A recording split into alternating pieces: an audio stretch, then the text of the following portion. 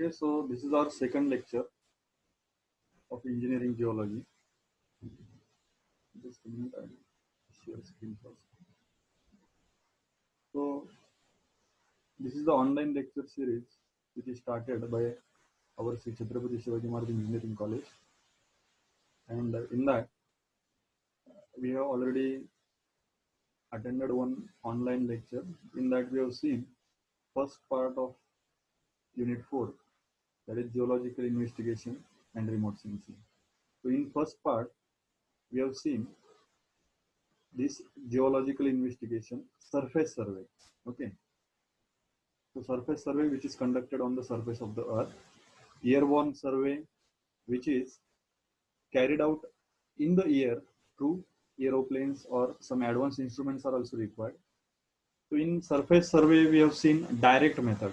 In direct method, two steps are there: preparation of thematic map and excavation. So that part already we have covered. Now move towards next method, that is indirect method. In indirect method, if you see, there are four methods. त्यांना geophysical methods असंही म्हणतात. Gravity method, magnetic method, electrical method, and seismic method. Okay, so we'll see indirect methods of survey. Some rock materials, some earth materials, some minerals, they possess different unique properties, like based on their physical properties, like gravity, density, different specific gravity. Some minerals, some rock materials, they have magnetism property. Some can conduct electricity through them. Okay, and based on those properties, we can identify those materials. So these are the geophysical methods which are based on properties of material, and those properties we can use for identification purpose. So let us see rock material, mineral, soil possesses different unique properties, by using which various geophysical methods we can identify them. The geophysical methods. Now, geophysical methods are gravity method, magnetic method, electrical method, and seismic method. Okay, and in that first method is gravity method. So this gravity method, it is based on density of a material. मटेरियलची जी density असते त्याच्यावरती depend आहे. प्रत्येक मटेरियलची, प्रत्येक रॉकची density वेगवेगळी असते. प्रत्येक रॉकची स्पेसिफिक ग्रॅव्हिटी ही वेगवेगळी असते. Now this method, it can be useful to find out faults, salt domes, oil and gas chambers, ore bodies, fissures, and buried ridges below the subsurface of ground. Now, if you see this instrument, it is gravimeter. So to conduct this gravity survey, we require superconductivity gravimeter. जे instrument वापरलं जातं याच्यासाठी ते कुठलं वापरलं जातं? Superconductivity gravimeter. आणि त्याच्यामध्ये आणखीनही काही असेसरी इंस्ट्रुमेंट्स लागतात, ते म्हणजे पेंडुलम लागतो, टॉर्शन बॅलन्स लागतं. Okay, if area is large, for large area if you want to conduct that gravity survey, then airborne gravimeter instrument is use. म्हणजे एअरबॉर्न ग्रॅव्हिमीटर इंस्ट्रुमेंट जे एरोप्लेनला डायरेक्ट अटॅच केलेलं असतं. एरोप्लेन जो आहे तो पर्टिक्युलर एरियामधून वरतून जातो, एरोप्लेन गेल्यानंतर, आणि खालचा एरिया जो आहे तो त्याचा सर्वे होतो. So that is the method. आता पुढची जर डायग्राम पाहिली आपण, तर हे जे आहे, this is the image shows ground profile due to variation in density. मग आता आपल्याला रिझल्ट काय मिळतो इन्स्ट्रुमेंट मधून? तर हा ग्राफ मिळतो आपल्याला, की ज्याच्यामध्ये डेन्सिटी व्हेरिएशन आपण बघू शकतो. आता जो लोवर्ड पोर्शन जो आहे, लोवर्ड पोर्शन म्हणजे तिथं डेन्सिटी कमी आहे. आता लोवर्ड पोर्शन डेन्सिटी कमी म्हणजेच मटेरियल चेंज झालंय. ह्या बाजूला जर पाहिलं तर सँडस्टोन आहे, ग्रॅनाइट आहे. ग्रॅनाइटची 2.6 डेन्सिटी आहे, डायट्रिमची 2 ची डेन्सिटी आहे. म्हणजे अर्थातच त्या ठिकाणी तो कमी झालाय, म्हणजेच याचा अर्थ मटेरियल व्हेरिएशन होत आहे, मटेरियल बदलत आहे. ओके, तर अशा प्रकारे आपण डेन्सिटीनुसार, आपल्याला माहिती आहे ग्रॅनाइट 2.6 डेन्सिटी आहे, म्हणजे ते मटेरियल कुठलं असणार आहे? ग्रॅनाइटच असणार. लक्षात आलंय? Okay, so move towards next method, that is magnetic method. आता मॅग्नेटिक मेथड जी आहे, सम ओव्हर बॉडीज, जे काय ओर बॉडीज असतात किंवा काही अर्थ मटेरियल जे असतात दे पोजेसेस मॅग्नेटिक प्रॉपर्टीज. म्हणजे काय होतं, ज्यावेळेस ते एखाद्या मेटलच्या किंवा एखाद्या दुसऱ्या मॅग्नेटिक मटेरियलच्या कॉन्टॅक्टमध्ये येतात त्यावेळेस त्यांच्यामध्ये अट्रॅक्शन किंवा रिपल्शन होतं. ओके.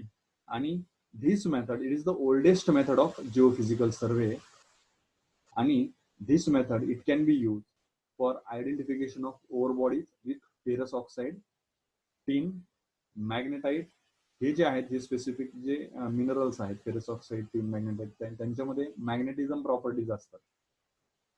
किंवा ऑइल एक्सप्लोरेशन साठी वापरू शकतो किंवा डिपॉझिट्स ऑफ फायराइड्स, ॲस्बेस्टॉस ते फाइंड आउट करण्यासाठी वापरू शकतो. आता हे जे इन्स्ट्रुमेंट दिसतंय तुम्हाला it's a magnetometer in vertical gradient mode आणि ऑपरेटर जो आहे तो वॉक करतोय. ओके. तर असं एक हँडी इन्स्ट्रुमेंट असतं. किंवा जर आपल्याला खूप लार्ज एरियासाठी जरी सर्वे करायचा असेल मॅग्नेटिक सर्वे तर त्यासाठी आपण एअरबॉर्न मॅग्नेटोमीटर जे आहे ते यूज करू शकतो.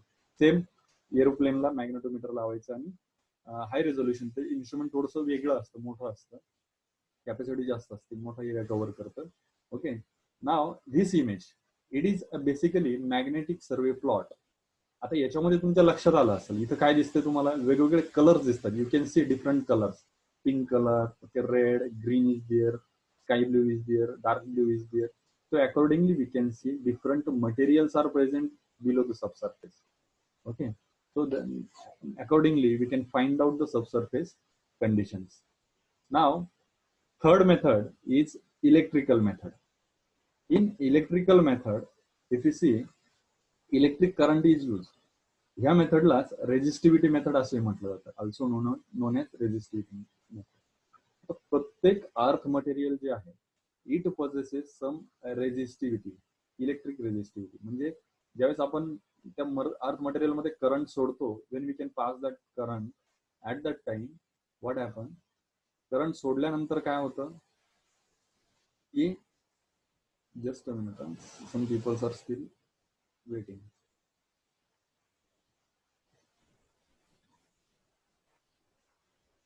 करंट सोडल्यानंतर काय होतं, तो मटेरियल जो आहे तो इलेक्ट्रिक करंट किती प्रमाणामध्ये वाहून नेतो त्याच्यावरती त्याची रेजिस्टिव्हिटी जर जास्त असेल तर कमी करंट वाहून नेला जातो.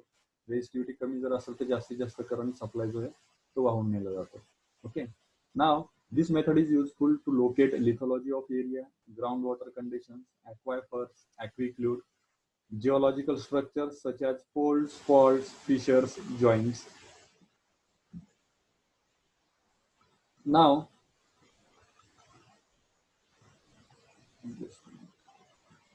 next is self.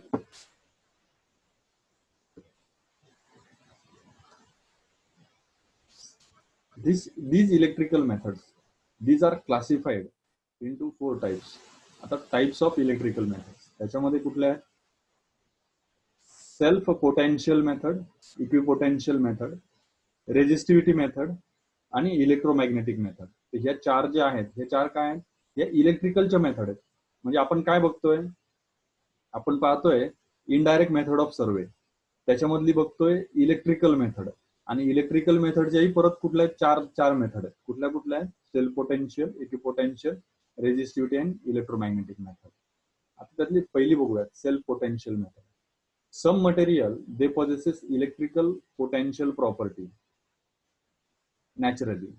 They can be identified by using self potential. म्हणजे काही मटेरियल जे असतात ते स्वतःहून इलेक्ट्रिक करंट जे आहे ते तयार करतात. मग आता तुम्ही म्हणता की इलेक्ट्रिक करंट कसे तयार होतात, ज्या वेळेस त्या रॉकमध्ये सल्फाईड मिनरल्स असतात आणि त्या sulphide minerals when it undergo oxidation, म्हणजे त्यावेळेस ऑक्सिजनच्या कॉन्टॅक्टमध्ये ज्यावेळेस त्याचं विघटन व्हायला लागतं, it develop electric currents and those currents are called telluric currents. आणि अशाच करंटला काय म्हटलं जातं, टेलुरिक करंट्स म्हटलं जातं. ओके. आणि sometimes minerals electrochemically react with the solution and surrounding rocks. कधी कधी काय होतं, मिनरल्स हे बाकीचे जे सराउंडिंग रॉक्स आहेत त्याच्याबरोबर रिॲक्ट होतं आणि त्यावेळेस सुद्धा इलेक्ट्रिक करंट हे तयार होतं. मग हेच इलेक्ट्रिक करंट मेजर केल्यानंतर आपल्या लक्षात येतं की कुठल्या टाईपचं मटेरियल या ठिकाणी प्रेझेंट आहे. Okay. Now after this self potential method, if you see, आता याचा यूज काय, presence of ore body below the surface, एखादी ओव्हर बॉडी जर प्रेझेंट असेल तर ते आपण आयडेंटिफाय करू शकतो. Next is equipotential method. आता इक्विपोटेन्शियल मेथड जर पाहिलं तर याच्यामध्ये काय केलं जातं, electric current it is induce, electric current काय केला जातो, इंड्यूस केला जातो with the help of 2 line electrodes. Actually ही जर डायग्राम पाहिले तर तुमच्या लक्षात येईल. या ठिकाणी काय करंट दिसतोय आणि जे ॲरो केलेले पार्ट जे आहेत ते ऍक्च्युली पेग्ड वायर्स आहेत, बेअर म्हणजे ते पेग जे आहेत त्या पर्टिक्युलर पॉइंटला, वेगवेगळ्या पॉइंटला ते ग्राउंड मध्ये सोडलेले आहेत, इमर्स केलेले आहेत आणि त्याला ती वायर कनेक्ट केलेली आहे. आणि मध्ये तुम्हाला ओव्हर बॉडी पण दिसत असेल, ओव्हर बॉडी लिहिलंय. तर त्याच्यामध्ये ज्या वेळेस पॅरलल लाईन्स आपल्याला फॉर्म झालेले दिसतात, याचा अर्थ त्या ठिकाणी युनिफॉर्म कंडक्टिव्हिटी आहे, याचा अर्थ तिथे सेम मटेरियल आहे. पण ज्या वेळेस लाईन ज्या आहेत त्या डिस्टॉर्टेड होतात, आउट ऑफ शेप होतात, distorted it means out of shape, ज्यावेळेस ते आउट ऑफ शेप जातात त्यावेळेस याचा अर्थ की तिथं कुठलं तरी वेगळंच मटेरियल प्रेझेंट आहे किंवा आयदर ओव्हर बॉडी प्रेझेंट आहे. त्यावरून आपल्या लक्षात येतं.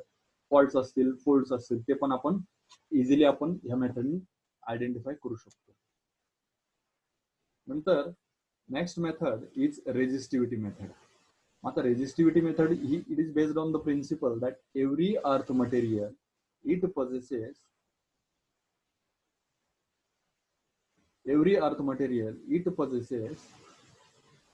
electrical resistivity when electric current is passed through it. ज्यावेळेस त्याच्यामधून इलेक्ट्रिक करंट पास केला जातो त्यावेळेस ते मटेरियल काय करतं, it resist conductivity of that current, अडवतो त्याला इलेक्ट्रिक करंट. आणि इलेक्ट्रिकल रेजिस्टिव्हिटी कशाने मेजर केली जाते, it is measured by resistivity meter. Okay, now if you see this diagram, याच्यामध्ये काय केलंय, अर्थ सरफेस आहे. ओके, नंतर A1 A2 ते जे आहेत ते करंट इलेक्ट्रोड्स आहेत. नंतर V1 V2, तर V1 V2 जे आहेत ते आहेत पोटेन्शियल इलेक्ट्रोड्स. आता काय केलं जातं याच्यामध्ये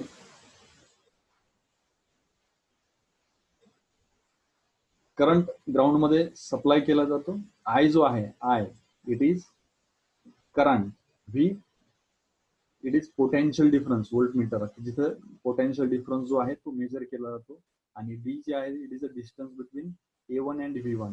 हे A1 आणि V1 किंवा A2 आणि V2 त्याच्यामधलं जे डिस्टन्स आहे ते डी आहे. आणि त्याच्यावरून by using this formula resistivity it can B find out. The formula is 2 pi d V by I. So this is a very simple method. Now, depending on the electrodes, the resistivity survey, it can be classified into 2 types basically. Actually तर दोन वेगवेगळे methods आहेत. त्याच्यामध्ये Vanern method म्हणून आहे आणि दुसरी जी आहे ती स्क्लम्जर मेथड. ओके, ह्या दोन मेथड जे आहेत त्याच्यावरून काय केलं जातं, इलेक्ट्रिकल रेजिस्टिव्हिटी सर्वे जो आहे तो कंडक्ट केला जातो. आता पुढचं जे आहे सिस्मिक मेथड. आता seismic that word it is related with the earthquake. मग अर्थक्वेक होतो म्हणजे काय होतं, त्यावेळेस ऍक्च्युली वेव्स प्रोड्यूस होतात, ग्राउंड मधून वेव्स ट्रान्सफर होतात. ओके, तुम्ही पाहिलं शिकले असतात P waves, primary waves, secondary waves, वेगवेगळ्या वेव्स तयार होतात, एल वेव्स, पी वेव्स. त्याच्यामधल्या पी वेव्स ज्या असतात, P waves these are the fastest and strongest waves. P waves जे आहेत these are the fastest and strongest waves which can travel through every earth material including your rock, including your ore body, whatever, through groundwater also, everything. तर प्रत्येक मधून त्या काय होतात, त्या transfer होतात. मग हेच प्रिन्सिपल वापरून ही मेथड डेव्हलप केलेली आहे, सिस्मिक मेथड. मग आता याच्यामध्ये काय केलं तर पी वेव्स जनरेट केल्या जातात. मग आता जनरेट कसं केल्या जातात, तिथे शॉर्ट पॉइंट दिसतोय तुम्हाला, शॉर्ट पॉइंट. तर त्या शॉर्ट पॉइंटला either use of plunge hammer किंवा स्मॉल एक्सप्लोजिव्ह तिथं ब्लास्ट केलं जातं. ब्लास्ट केल्यानंतर वेव्स ग्राउंड मध्ये प्रोड्यूस होतात आणि त्या ग्राउंड मधून पास होतात, ट्रॅव्हल होतात. आणि हे G1 G2 G3 G4 जे दिसतंय these are actually geophones or sensors, की जे वेव्स ग्राउंड मधून पास केलाय की त्या मटेरियल मधून परत रिफ्लेक्ट होतात आणि त्या पर्टिक्युलर एखादा जवळचा जो जिओफोन आहे त्याला जाऊन सेन्सरला जाऊन रीच होतात, कनेक्ट होतात. आणि आपल्याला मग लक्षात येतं की वेव्स सोडल्या केव्हा होत्या आणि त्या मटेरियल वरती रिफ्लेक्ट होऊन ते केव्हा आल्या, तो वेळ जो लागलाय त्या वेळेनुसार ते मटेरियल कुठलं आहे ते आयडेंटिफाय केलं जातं. आणि हे जे सगळं जे आहे याचं एक रेकॉर्डिंग युनिट असतं, हे रेकॉर्डला सगळं आपल्याला याचे डिटेल्स मिळतात. Okay, where G1, G2, G3 these are the geophones or sensor. याच्यामध्ये प्रिन्सिपल जे वापरले सिस्मिक वेव्स प्रोड्यूस केले जातात. बेसिकली त्या फ्री वेव्स असतात, प्रायमरी वेव्स, लॉंगिट्युडनल वेव्स म्हणतात त्यांना. These are the fastest and strongest waves. आणि त्या वेव्सला किती वेळ लागतो रीच व्हायला जिओफोनला, त्यानुसार ते मटेरियल जे आहे ते आयडेंटिफाय केलं जातं. ओके, नंतर नेक्स्ट जे आहे कोर ड्रिलिंग. इनडायरेक्ट मेथडचं पार्ट जो आहे it is covered. Now core drilling.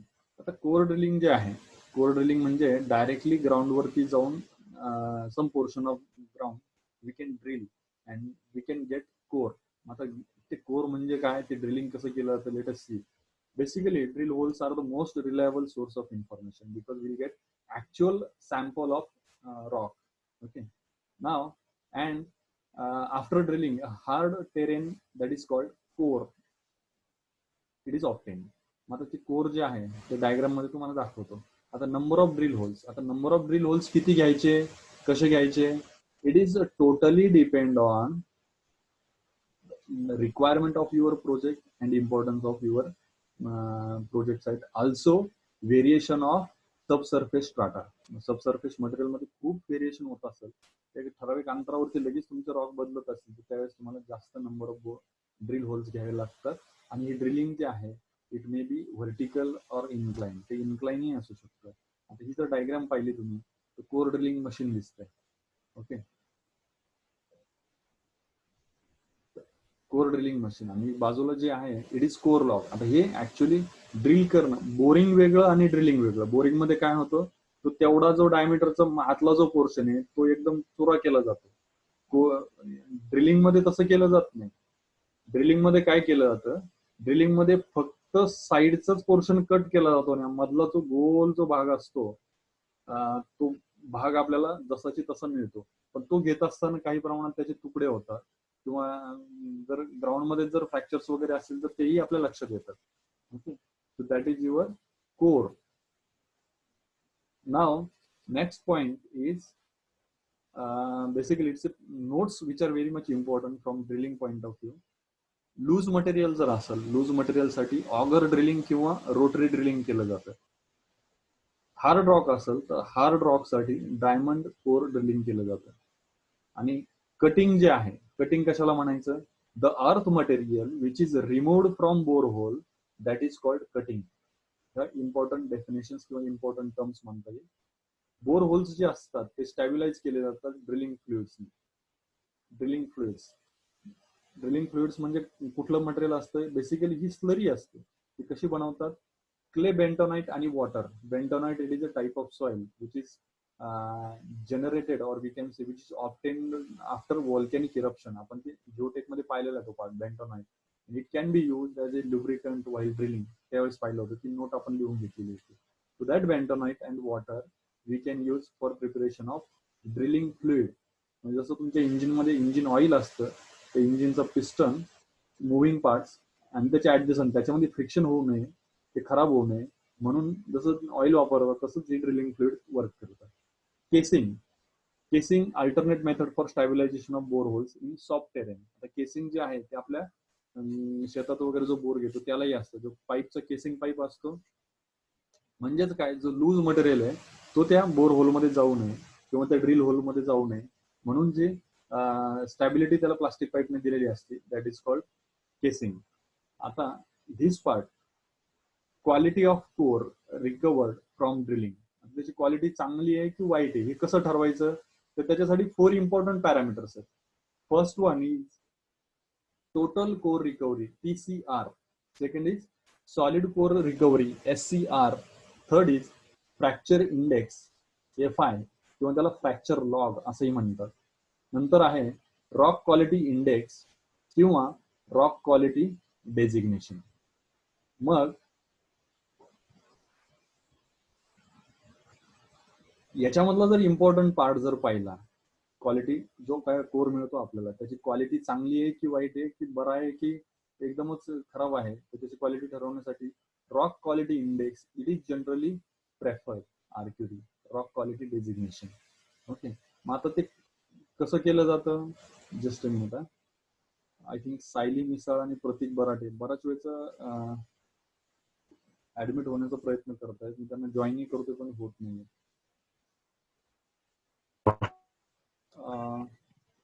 आमचीच मोटर चालू नाही चालत तिथे बस. हॅलो, सगळ्यांना आवाज येतोय? हो हो sir. Okay.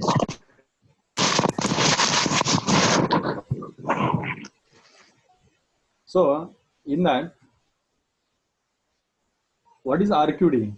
RQD, it is the percentage of constant diameter of solid core greater than 0.1 centimetre. म्हणजे कॉन्स्टंट पर्सेंटेजचा कॉन्स्टंट डायमीटर एक सारखाच डायग्राम असल्यावर पण त्याची लेंथ ही 0.1 मीटर पेक्षा जास्त आहे. 0.1 मीटर म्हणजे 10 सेंटीमीटर. 10 सेंटीमीटर पेक्षा जर जास्त लेंथ असेल तर तो कॅल्क्युलेशन साठी काउंट करायचा. मग असं 10 सेंटीमीटर पेक्षा जास्त असणारं किती पर्सेंटेज मटेरियल मिळतंय, that is your RQD, rock quality designation. त्याचा फॉर्म्युला आहे बघा. Rock quality designation RQD is equals to length of core pieces which are greater than 10 centimetre divided by total length of core run into 100.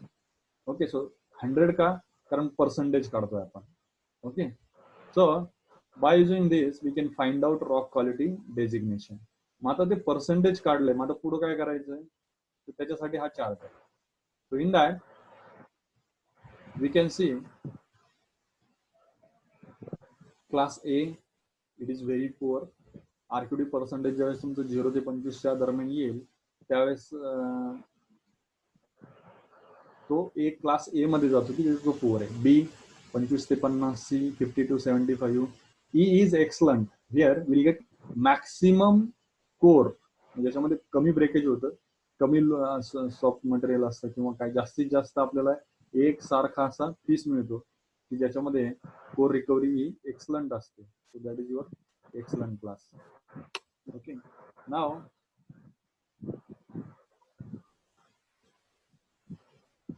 याच्यामध्ये next part is remote sensing, which is the next part of our unit. Remote sensing. आता best example of remote sensing is what? Remote sensing मध्ये काय केलं जातं, it's best example is TV remote.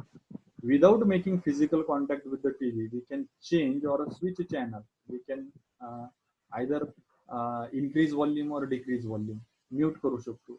काही बऱ्याचशा activity आपण एका जागेवर बसून करू शकतो.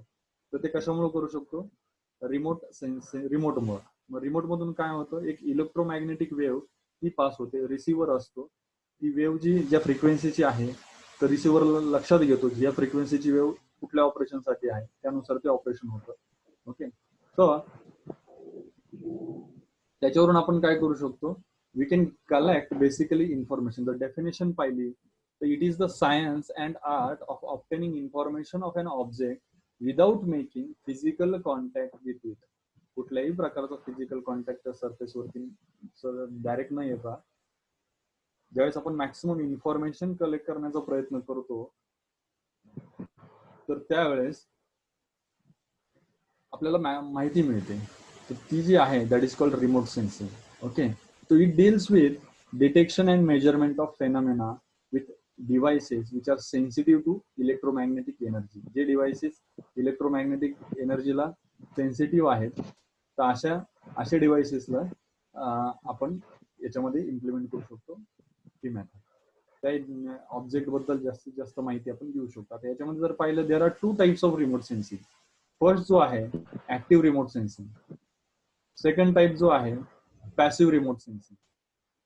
ओके, अँड जर ऍक्टिव्ह रिमोट सेन्सिंग जर पाहिलं तर याच्यामध्ये आपल्याला आर्टिफिशियल सोर्स ऑफ लाईट लागतं. आता हे जे टाइप्स रिमोट सेन्सिंगचे हे depend on source of light, ज्याच्यामध्ये ऍक्टिव्ह मध्ये आर्टिफिशियल एनर्जी सोर्स लागतं. But in case of passive remote sensing we require natural source of light. Natural source of light कुठला आहे? सन. म्हणजे सूर्यप्रकाशामध्ये आपण काय करतो, तो ऑब्जेक्ट जो आहे तो इल्युमिनेट करतो, तो प्रकाशित करतो. So these are the 2 important types of remote sensing. Okay. Now, next part is components of remote sensing. आता components of remote sensing कुठले कुठले कंपोनंट्स आहेत की ज्याच्यावरती ही पूर्ण रिमोट सेन्सिंग जी आहे ती डिपेंड आहे. माझं कुठले कुठले कंपोनंट्स आहेत? ए, मुद्दाम याला एबीसीडी ई दिलंय. मला थोडासा बॅकग्राऊंडला तुमचा आवाज येतोय.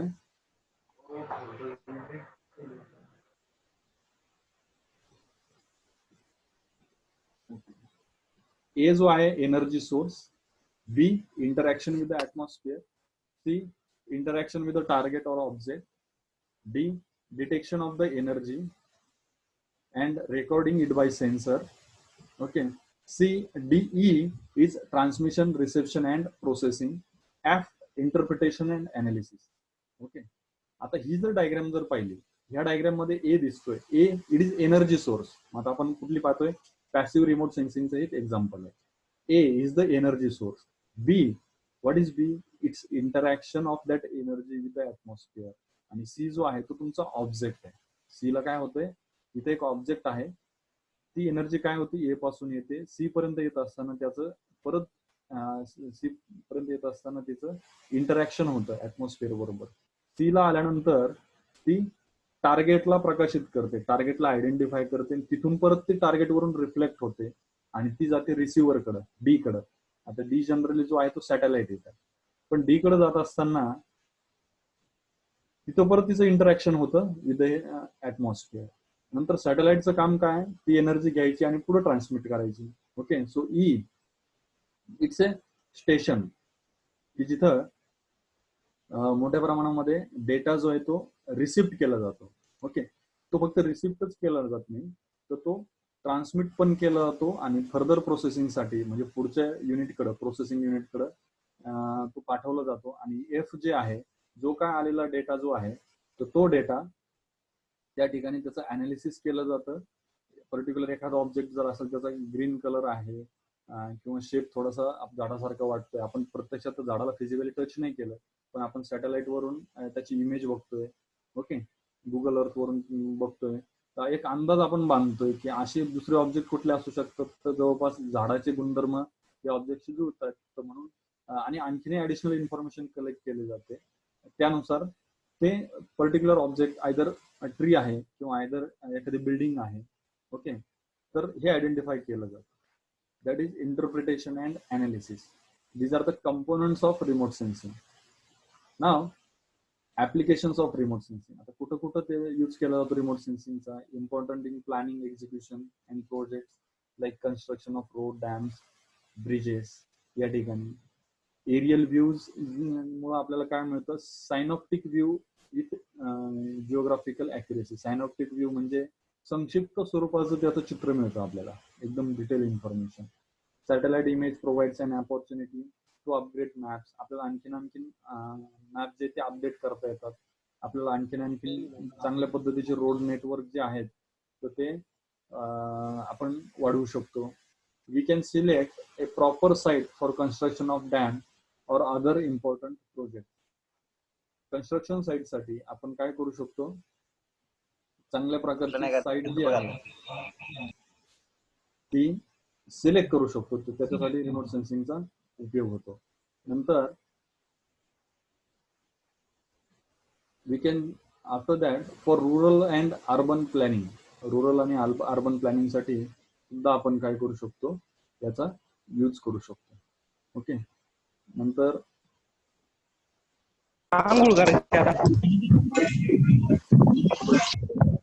पुढचा जो आहे for agricultural planning and development. Agricultural planning साठी, डेव्हलपमेंट साठी उपयोग होऊ शकतो. फॉरेस्ट स्टडी मध्ये त्याचा उपयोग होतो. Okay.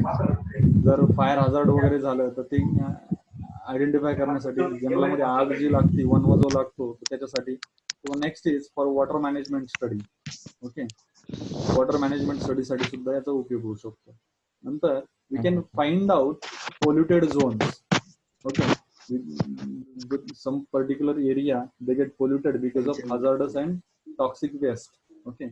We can also study animal migration, movement, habitat, Then we can protect the environment by studying and measuring plants and animal species. जे काही रेअर स्पेसीज वगैरे जे आहेत त्यांचाही आपण याच्या थ्रू स्टडी करू शकतो. For watershed management to access ground water potential. In defence also, in military intelligence मध्ये सुद्धा याचा वापर होतो. To create best map. अशा काही ठिकाणी असतं की जिथं आपल्याला प्रत्यक्षात फिजिकली पोहोचणं अवघड असतं, अशा ठिकाणचीही माहिती आपण रिमोट सेन्सिंगद्वारे घेऊ शकतो. To study pollution population density. एखाद्या पर्टिक्युलर एरियामध्ये किती पॉप्युलेशन आहे, तिथलं एखादा रोड असेल तर त्या ठिकाणी किती ट्रॅफिक व्हॉल्यूम, किती नंबर ऑफ व्हेकल जातात, तर तिथं प्रत्यक्षात जाऊन मोजण्यापेक्षा सॅटेलाइटने आपण काय करू शकतो, by using remote sensing you can gather information. Deforestation monitoring to check marine pollution due to oil spill. Oil वगैरे जे सांडतं जहाजामधून, जे ऑइलची वाहतूक केली जाते, ते ऑइल सांडल्यामुळे सुद्धा काय होतं, मोठ्या प्रमाणामध्ये त्याचा तवंग समुद्रावरती पसरतो आणि त्याच्यामुळं पाण्यामधले जे जीव जे आहेत ते जे आहेत, what ever aquatic life it is present inside the sea, it is get we can say vanish because of that oil spill. So that also we can check through this remote sensing. For coastal zone management. तर coastal zone जे आहे, समुद्राचा किनारपट्टीचा भाग जो आहे, तर तो manage करण्यासाठी सुद्धा आपण सुनामी वगैरे ह्याच्या गोष्टी आहेत, त्याच्यासाठी आपण चांगल्या पद्धतीने करू शकतो. Okay, so this is about remote sensing. Next part is geographic information system. Geographic information system जी आहे, it is basically a computer based tool which is used for mapping and analyzing things that exist and events that happen on the earth. आता जी काही information आपल्याला मिळते, ती information मिळाल्यानंतर ती analysis करण्यासाठी आपल्याला काही सॉफ्टवेअर्स लागतात, काही सॉफ्टवेअरची मदत लागते, काही टेक्निकल गोष्टी लागतात. तर त्याच्यासाठी बेस्ट सपोर्ट टूल आहे जिओग्राफिक इन्फॉर्मेशन सिस्टम. त्याच्यामध्ये कंपोनंट जर पाहिले तर हार्डवेअर आहे, सॉफ्टवेअर आहे, डेटा आहे, पीपल आहे, मेथड आहे. आता हार्डवेअर म्हणजे काय? हार्डवेअर म्हणजे याच्यामध्ये पीसी लागतो, कॉम्प्युटर लागतो. सॉफ्टवेअर म्हणजे जीआयएस सॉफ्टवेअर लागतं, की ज्याच्यामध्ये वेगवेगळे टूल्स असतात, एडिटिंगचं वगैरे अनालिसिस करण्यासाठी, 3D मॅपिंगसाठी. डेटा जो आहे तो बेसिकली, तो डेटा जो आहे तो काही शीट्स वरून घेतला जातो, किंवा रिमोट सेन्सिंग कॅप्चर केलेले जे पिक्चर्स असतात, एरियल व्ह्यूज असतात, तो डेटा जो आहे तो अनालिसिस साठी वापरला जातो. पीपल जर म्हणतात तर पीपल म्हणजे टेक्निकल लोक, की जे आपल्या याच्यासाठी लागतात. कोणी गेलं आणि मी I can operate GIS, it is not possible. त्याच्यासाठी खूप तज्ञ अशी लोक लागतात. देन मेथड, याच्यामध्ये 2 वेगवेगळ्या मेथड आहेत. त्याच्यामध्ये एक मॅन्युअल मोड जो आहे, मॅन्युअल मोड आणि ऑटोमॅटिक, अशा ज्या 2 मेथड आहेत त्या सुद्धा आपण अनालिसिस पर्पजसाठी वापरू शकतो. These are the components. मग आता ऍप्लिकेशन ऑफ जीआयएस कुठं कुठं ऍप्लिकेबल आहे GIS? Rural and urban planning, architectural design, landscaping, road and railway project, environmental impact assessment साठी सुद्धा, जिथं लँडस्लाईड झालं किंवा फ्लडिंग झालं किंवा सुनामी आली, अर्थक्वेक झाला, अशा वेळेस सुद्धा आपण किती हानी झाली आहे तुमच्या साहित्याची किंवा प्रॉपर्टीची, that also we can find out in real estate also. Now advantages of GIS. आता जीआयएस चे फायदे काय? It is effective tool for implementation and monitoring of important project. It is useful in wise decision making. काही अडचणीचे असे decision असतील ते घेण्यासाठी सुद्धा आपण याचा उपयोग करू शकतो. नंतर this tool it is very much useful for visual analysis of the object. GIS it helps to improve organisational integration. तुमचं जर एखादं पर्टिक्युलर ऑर्गनायझेशन असेल तर त्यांच्यामधला सुसंवाद जास्तीत जास्त वाढवण्यासाठी जीआयएस चा यूज होतो. It can calculate soil erosion, landslides, excavation etcetera. आणि हे जे आहे 3D model, it can generate 3D model of the landscape. It helps in better resource management. जे अवेलेबल असणारे रिसोर्सेस जे आहे, वॉटर असेल, सॉइल असेल, दुसरं एखादं मटेरियल असेल किंवा क्रूड ऑइल असेल, तर याचा जास्तीत जास्त बेटर आपण कसा यूज करू शकतो त्याच्यासाठी त्याचा यूज होतो. It is not only improve efficiency but it ensures overall growth of the organisation. So आपण फक्त इफिशियन्सीच नाही वाढू शकत, तर एक ओव्हरऑल ग्रोथ जी आहे, भरीव वाढ अशी आपल्या संस्थेची किंवा ऑर्गनायझेशनची, आपल्या इंडस्ट्रीची करू शकतो. So these are the important advantages of GIS. Okay, so here we have seen maximum part, indirect method, remote sensing, and GIS. Okay, so that is very much important from our fourth unit point of view त्याच्यामधला जो maximum important part जो आहे तो आपण या ठिकाणी cover केलाय. कुणाला अडचणी असतील तर विचारू शकता. If someone have any difficulty in understanding they can ask. कुणाला आहे का अडचण?